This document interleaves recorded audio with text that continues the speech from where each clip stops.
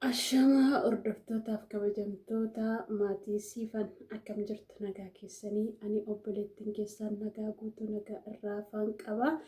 Isinis baga nagaa guutuu nagaa irraa afaanaaf qabaattanii golaaf golantaa jirtanitti baga nagaa naaf taatanii ani obboleettiin keessan immoo nagaa guutuu nagaa irraa afaan qabaa gooftaaf galanni haa ta'u.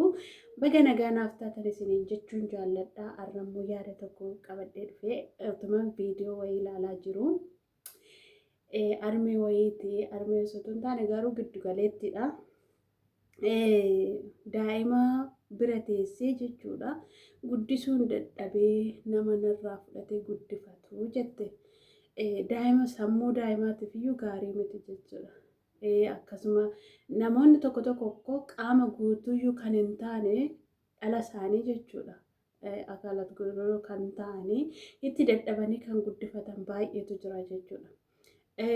Namoonni tokko tokko immoo daa'ima fayyaa qabatanii otoo jiranuu hojjechuu sannafuurraan kan ka'e fuula namaa dhaabachuun barbaachisaa miti obboloota kiyya. Dhalli suni sammuu isheef gaarii hin ta'u jechuudha. Sammuu dhala sanaatiif nama dhala kana narraa fudhatu barbaada. Namni dhala sana immoo narraa fudhatu of danda'uu qaba. Nama sadiitu na dubbisee hanga ammaatti namoonni suniyyuu mucaa kana bulchuu hin danda'anii jette. Haa ta'u iyyuu malee mucaa ofii keetii guddifattetta sirrattisu mucichi jechuudha. Jabaatee jira. Egaa jabaateen booda dhala sanaa mana barumsaa galchitee natsaan guuteera. Oromiyaa keessa barsiisuu dandeessa. Kan gilli yoo dadhabde kan mootummaatti galchitee barsiisuu ni dandeessa. Immoo yeroo sana hojii kee hojjechuu ni dandeessa jechuudha. Hojii ofii hojjechuu hin danda'u. Kanaaf daa'ima bira teessanii wantoota sammuu daa'imaaf hin taane hin haasa'inaa jechuudha. Gaafa guddate mucichi suni viidiyoo suni hin ta'a. Namoota hedduutu wal harkaa fuudhee namoota hedduutu irratti hojjechaa jira waan ta'eef viidiyichi sun waggaa guddatee mucaan waan tokko anno jedhee viidiyoo sana arguu danda'a jechuudha. Haati koo sun akkas na guddisuu dadhabdeetti na kadhachaa turte jechuu danda'a. Fayyaa qabda. Qaama guutuu qabda. Akkasuma mucaan keellee fayyaa qaba. Namoonni hedduun kan fayyaa hin qabne dhala isaaniitu guddisaa jiru miti. Isaan kanarraa barumsa fudhadhaa obboloota keenya. Warroonni daa'ima fayyaa qabaattanii ofii keessanis otoo fayyaa qabdanii daa'ima keessan tokko irra fiddanii dhuftanii ittiin kadhattanii garuu baay'ee safuudha. Kanaaf hundi keenyaa jechuudha dubartoota amma fakkeenyaaf gaa'ela keessatti abbaa warraa keessi dhiisee deemuu danda'a. Oyin immoo sirraa gara gooftaa deemuu danda'a. Inni kuni si rakkisuu danda'a. Garuu rakkattee itti guddifachuun boru karaa isaanii boqonnaa argachuu dandeessa. Boru karaa mucaa keessatti dadhabdee guddiste sanaan immoo sii darbuu danda'a jechuudha. Isa kanaafiyyuu daa'ima keessan irratti ciniinnadhaa guddifadhaa. Daa'imti keessan irratti ciniinnattanii yoo guddistanii haati koo natti dadhabdee na guddiste bifa ishee natti fixattee umurii ishee natti fixxe jedhee dhalli sun immoo deebi'ee siifillee qananii ta'uu danda'a jechuudha. Garuu wantoota tokko tokko daa'ima bira teessanii otoo dubbachuu baattanii sammuu daa'imaaf sirrii miti jechuudha. Wantoonni amma rakkina keessa jiraadhu argadhus dhabes. Kanaaf daa'ima bira teessanii wantoonni dubbatamuu fi wantoonni hin dubbatamne jira. Tokko tokko amma daa'ima bira taa'ee kan lolullee jira abbaa warraa fi haati warraa jechuudha. Daa'imti sunillee akkasumatti sin jalatti barachaa guddachaa deemti jechuudha. Gaarii yoo ta'an gaariitti guddachaa deemu. Ammina yoo ta'e immoo amminumatti jechuudha. Wantoota gaarii ta'uu daa'ima biratti sammuun daa'imaa amma akka waraqaatti waraqaan nama waan ta'e yoo qabe gadi lakkisaa lakkisu sammuun daa'imaallee akkasi jechuudha. Kanaaf wantoota hojjennu wantoota goonu daa'ima bira teenyee otoo hojjechuu baanne natti tola jechuudha. Hundi keenya dhallee of jalaa qabna akkaataa itti guddifannu nuufi rabbitu beeka jechuudha. Nama miti kan beeku nuufi waaqayyotu beeka. Maaliif jennaani isaan jaallatanii lafa kana kan dhufne warri koo qabeenya qabu warri koo qabeenya hin qabanii warri koo danda'anii na guddisu warri koo immoo danda'anii na guddisan jedhanii miti kan lafa kana dhufanii gargaarummaa waaqayyooti kennaa waaqayyooti rakkina keessattis abii argadhu waaqayyo kasii kennu dhala akka guddistuuf kennaa waaqayyo sitti kenne sana immoo funuunsitee akka guddistuuf malee akka ittiin kadhattuuf yookiin immoo akka waan tokko gootu akka lubbuu baastu yookiin immoo akka gidirsituuf miti jechuudha dhalaa jechuuni. Amma gaddaa YouTube irratti kanan arge Facebook irrattis kanan arge waggaa 12 waggaa 12 natti fakkaatee dogoggoruu baadhee dhala dhabdee boo'a turte waaqayyo ishiitti boo'a turte waaqayyo immoo deebisee maal godhee fi badhaasa ishiidhaaf kenne jechuudha. Obsanii waaqayyoon eeggachuunis waan guddaadha jechuudha. Maaliif jennaani gizee tokkotti daa'ima 5 argachuun jechuun gargaarsa waaqayyooti malee gargaarsa namaa miti jechuudha. Obsa qabaachuun baay'ee gaariidha jechuudha. Obsa yoo qabaanne iddoo barbaanne geenya. Obsa yoo barbaanne lafa yaadne sanallee ga'uu dandeenya jechuudha. Obsa hin qabnu taananii iddoon taanetti qubna, iddoon taanetti afna.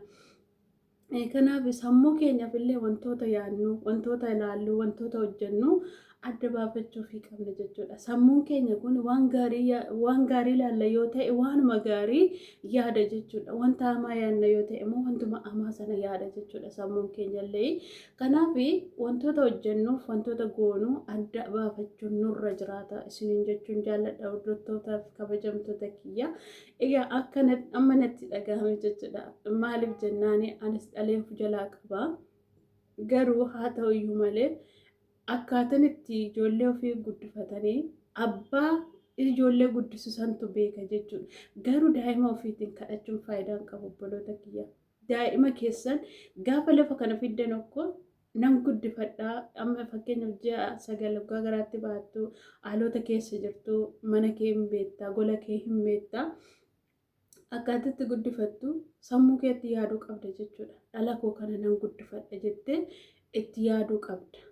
Itti yaaduu qabda. Maaliif namatu si guddisa otoo hin taane ittiin immoo deebitee si harrabsu jechuudha. Amma mucayyoo ishii kana jechuudha. Mucaa kennuudha. Mucaan baay'ee jabaadha. Nama guddaadha. Waan ishii rakkisus hin qabu. Mana barumsaa hoolee galgala galuuf hin danda'a. Ishiin immoo hojii hojjechuu ni dandeessi. Garuu nama narraa fudhatee guddifatuun barbaadaa jette. Har'a garuu maaliif fayyaa qabdaa nagaa qabdaa akkamittiin ittiin kadhattaa jedhu sammuu mucaa sanaaf gaarii miti jechuudha. Dhalli sun akkoo TV ilaalaa akkasumas TikTokii kanallee ilaaluu danda'a daa'ima jabduudha. Kanaaf otoo wantoota daa'imaaf hin taane dubbachuu baattanii natti tolaani garaa kootti jechuudha. Waaqayyoof haa galatu fayyaan qaba nan guddifadha jedha. Dhala keessa nan guddisa fayyaan qaba nagaan qaba ba'een gala. Meeqatu kan aduu kana hin arginetu jira. Meeqatu gadi ba'eetoo ol deebuu kan hin dandeenyetu jira. Meeqatu immoo daa'ima fayyaan qabne baateetoo jirutu jira. Isaan kana ilaalaa. Warroonni daa'ima fayyaa otoo qabdanii TikTok irra baastanii akkasan godhaa akkanan godhaa kanarraa fudhadhaa maalii godhaa jettani sammuun keessan nagaa miti moo akkami? Maaliif fayyaa qabdu bakka daa'imti keessan illee fayyaa qaba. Dhugaa waaqa namoota hedduun argaa ijoollee isaanii kan intini jedhee bira taa'anii yaada isaanii sammuu isaaniitiif illee kan ta'u faarfannaa bananii fi yoon immoo mazmuurii bananii fi daa'ima ofii isaanii fataa kan godhantu jira jechuudha. Sammuu daa'ima sanaaf yaadanii wanta dubbatan dhabanii otoo hin taane madaa keessa isaanii jiru sana dhoffataniiti. Keessa isaanii madaa baay'eetu jira, rakkina baay'eetu jira, qorumsa baay'eetu jira. Isa dhoffatanii ilaal viidiyoo ijoollee isaanii wajjiniin hojjetanii wantoota sammuu daa'ima namaaf ta'u. Waan faarfannaa banuu fi waan mazmuurii banuu fi isaan wajjiniin faarfatu jechuudha. Isaan kun maali rakkina dhabanii miti. Waan immoo mana isaanii keessa wantoota isaan itti irratti jiraachuu danda'a. Akkasuma wantoota baay'eetti wanta hojjechuu danda'a. Kan ijoolleen illee fincaaniin qabanne jiraachuu dandeessi. Kana paamparsiin illee amma biyya keenya keessatti moodisiin baay'ee dabalee irratti hojjechaa jiru. Kun moodisiin iyyuu waddadee jedhanii ijoollee namaaraaf baay'ee irratti hojjechaa jiru. Ijoollee keenya illee badaadhuma nagarree. Kanaaf isaan kanatti wantoonni kun iyyuu itti ulfaata jechuudha. Isin immoo daa'ima fayyaa qabdanutu jirtanii. Kanaaf daa'ima fayyaa qabdu waan ta'eef hojjetadhaa rakkina keessaa ba'aa. Iyyummaan homaa miti. Iyyummaan yoo tattaafatte yoo hojjette keessaa ni baata jechuudha. Yoo achuma teessee harka namaa eeddee akkasuma zim jetteetuma baqa amma sammuu mucoo sanaa keessatti gargaarsa barbaadu hojjechuu sammuu ishee yaadne jechuudha. Mucaa kana asirraan kanaan gargaaradha kanaan na gargaaru jettee fiddee tokko irra baasu ishee sammuu ishee amansiisteef gargaarsa nan argadha. Amma dhaloonni sanaxalee jira. Ijoolleen sanaxalanii jiru jechuudha. Eenyu akka gargaaranii fi eenyu akka hin gargaarre adda baafatanii waan jiraniifu warroonni akkas gootanii of qusadhaa isiniin jechuun jaalladha. Gooftaan immoo hubannaaf ogummaa nuuf haa kennu. Bara keenya keessa kanatti hubannaaf ogummaan nutti irrate. Akkasumas immoo waliif yaaduu wantoota baay'eetu jira jechuudha lafa kanarra.